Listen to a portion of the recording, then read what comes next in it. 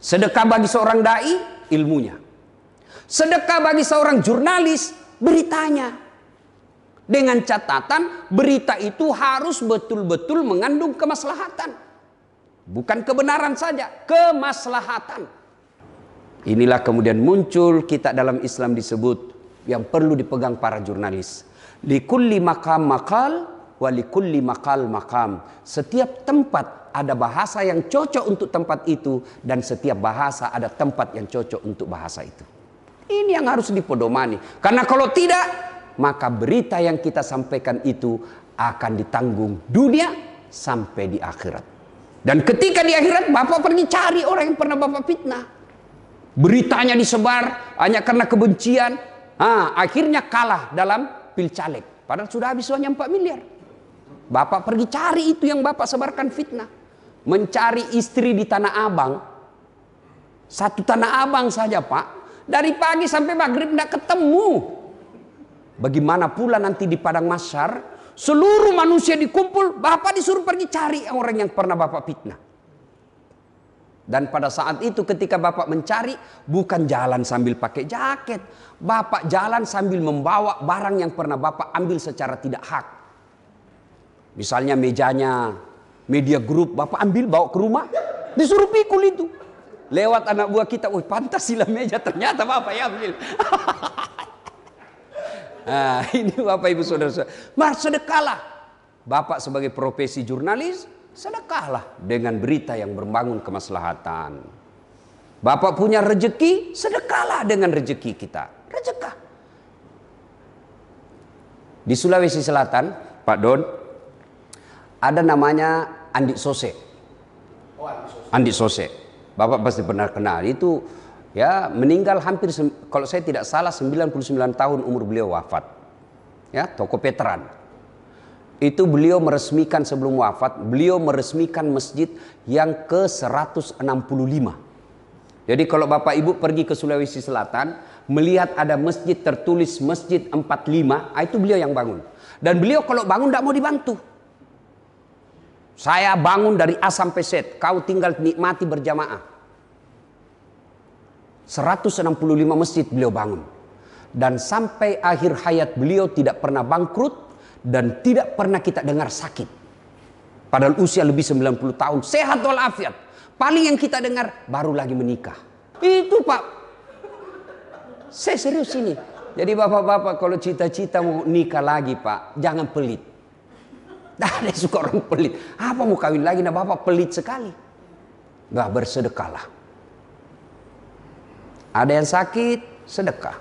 Ibu-ibu, ada yang suaminya mulai lain-lain. Dalam arti, ya, curiga selingkuh. Ciri-cirinya laki-laki yang selingkuh itu, kalau selama ini jarang pakai parfum, tiba-tiba setiap mau keluar pakai parfum. Kalau perlu pengharum ruangan pun dia semprot. Sudah patut dicurigai. Dan paling mencurigakan kalau terima SMS dalam kamar mandi, sudah 90. Sudah patut dicurigai itu. Makanya saya ditanya, Pak Mirdal, saya ditanya di Sulawesi, Ustadz, bagaimana supaya suami itu berhenti pembohong? Saya bilang gampang. Apa doanya Ustadz? Nggak usah kau berdoa Bu. Apa? Berhenti kau tanya. Selama ibu tidak tanya lagi dia tidak akan berbohong. Itu rumusnya. Semakin ibu sering menanyanya, maka semakin sering dia berbohong. Kenapa? Karena kalau kita jujur, ibu marah, ya lebih baik kita bohong. Ya kan? Berhenti dia. Selama dia berhenti ditanya, maka dia akan jujur. Tidak bohong lagi. Sama. Bagaimana kita tidak bohong? Kita jujur. Dia marah. Apalagi kalau bohong, ya sudahlah. Yuk Bapak, saudara-saudara sekalian. Nah, kita lanjut. Ibu-ibu yang ada masalah dalam rumah tangga, jangan curhat di medsos. Kan biasa ini ibu-ibu kan gampang sekali curhat di medsos. Tak kusangka kau begitu. Update status lagi, di mana di kau? Mau maghrib, kesepian banget. Pret. Ngapain berdoa di medsos? Lebih doa kepada Allah. Curhat sama teman. Apa ibu yakin dia tidak akan cerita keburukan keluarga kita? Masa dia cerita Ustadz? Itu masih sepupu saya. Siapa Abu Sofyan? Sepupu satu kalinya Nabi yang menghalangi Nabi dakwah. Masa dia cerita saya Ustadz? Tidak mungkin lah. Itu masih saudara saya. Siapa yang dorong Nabi Yusuf masuk ke dalam sumur? Saudaranya sendiri. Masa dia cerita saya Ustadz? Itu paman saya, bapaknya dengan bapakku saudara. Siapa Abu Jahal? Abu Lahab. Abu Lahab itu saudaranya bapaknya Nabi. Maka ketika ada masalah, jangan curhat sama manusia. Apalagi di medsos. Update status. Temannya di WhatsApp 500 orang. Otomatis 500 yang tahu masalah rumah tangga kita. Lalu gimana solusinya Ustaz? Berdoa. Tolak bala dengan sedekah. Selesai berdoa. Berdoa tidak harus bahasa Arab. Daripada ibu berdoa pakai bahasa Arab tidak ngerti. Bingung malaikat. Dia bilang malaikat apa maksudnya ini ibu, lain di bibir lain di hati. Bingung, maka lebih curhat. Ya Allah, Engkau yang memelihara rasa cinta dalam hati suamiku. Engkau yang membolak-balikkan hati dalam hati suami saya. Rasa cinta Engkau yang memiliki ya Allah. Pelihara suami saya, lindungi dia dari wanita jahat ya Allah. Ya Allah, ini ada duit saya 2 juta. Saya bawa besok ke panti asuhan. Tolak bala 2 juta. Mudah-mudahan suamiku terhindar dari wanita jahat. Bismillah. Coba ibu amalkan daripada curhat di medsos. Yang jadi masalah kalau suaminya juga bangun sholat malam. Berdoalah juga ya Allah, saya sudah capek lihat istri saya ya Allah. Marah-marah aja kerjanya ya Allah. Ada duit tidak ada duit ngamuk aja sekerjanya ya Allah. Ya Allah, ini ada duit saya 2 juta ya Allah. Tolak bala. Saya bawa ke panti asuhan. Mudah-mudahan 2 juta ini istriku ikhlas kawin lagi. Bingung malaikat, yang mana mau dikabulkan ini? Yuk Bapak, saudara-saudara sekalian. Lalu ada yang berkata, mana kita bisa bersedekah Ustadz? Kita dalam keadaan susah. Justru Al-Quran mengajarkan bersedekahlah dalam keadaan lapang maupun dalam keadaan sempit. Ada 3 sahabat yang dicintai Allah. Dan ada 3 golongan yang dibenci Allah. Lalu dilengkapi lagi dalam hadits qudsi itu ada 3 temannya setan. Temannya setan. Satu di antaranya ghaniyun mutakabbir, orang kaya yang pelit. Itu temannya setan. Kalau orang miskin pelit, ya wajar. Dia mau sedekah tidak ada. Tapi kalau orang kaya pelit, temannya setan. Maka jadi bapak-bapak kalau lihat orang kaya pelit, ya cukup dalam hati setan wujud manusia. Maka bersedekahlah. Dan tadi disampaikan oleh Pak Mirdan, mohon didoakan, Mbak Vivi, mohon didoakan agar ini perusahaan ini tetap eksis. Selain doa, harus ada tindakan nyata. Tindakan nyata itu berbagi. Semakin sempit, semakin dia berbagi, nilainya semakin tinggi. Ya, untuk meyakinkan, saya ulang lagi, silakan cari orang yang bangkrut gara-gara sedekah.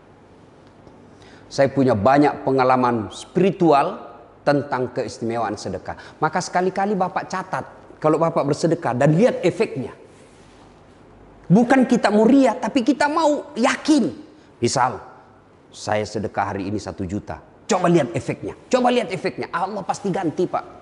Tiba-tiba, dari mana nih rezeki? Saya punya pengalaman yang terakhir yang sangat spektakuler. Waktu tsunami Palu, saya lelang baju saya. Ya, karena orang saya biasa tanya, Ustadz, di mana beli baju? Kita cari tidak ada. Cantik-cantik bajunya. Saya bilang bukan baju saya yang cantik, saya yang gagah. Nah, di mana? Memang saya desain sendiri. Beli kain di Mekah, desain sendiri, pilih warnanya saya bikin sendiri, maka tidak jual. Masih lelang Pak. Ada yang laku 70 juta, ada yang laku 20 juta. Akhirnya waktu itu saya bawa lah bantuan ke Palu hampir 400 juta. Saya bawa mobil 3. Ya, 2 mobil box, saya mobil pribadi saya bawa. Itu dari Makassar melewati 3 provinsi. Dia bilang sopir saya sopir Ustadz, enggak usah. Kalau kau sopir, kau yang dapat pahala sopir. Saya mau dapat pahala sopir. Karena kalau mau bantu orang Pak, maksimalkan. Sudah bawa, selesailah. Selama 6 hari saya di sana. Mobil saya pakaikan toa.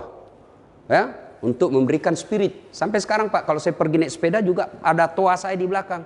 Untuk sosialisasi, jaga jarak, pakai masker, cuci tangan, selalu kemana-mana. Terakhir, jaga mata, jaga suami. Banyak pelakor. Dan banyak sekarang ibu-ibu, janda, apalagi janda-janda muda yang pergi sepeda-sepeda ternyata cari orang-orang kaya yang bisa menghidupi mereka. Nah, sudah selesailah itu kegiatan. Tiba-tiba saya ditelepon seorang menteri. Ustadz, temani saya pergi umroh. Saya bercanda, siapa lagi ini? Disebutlah namanya. Wih, rezeki betul buat saya. Pergi bukan bisnis kelas, first class saya dikasih.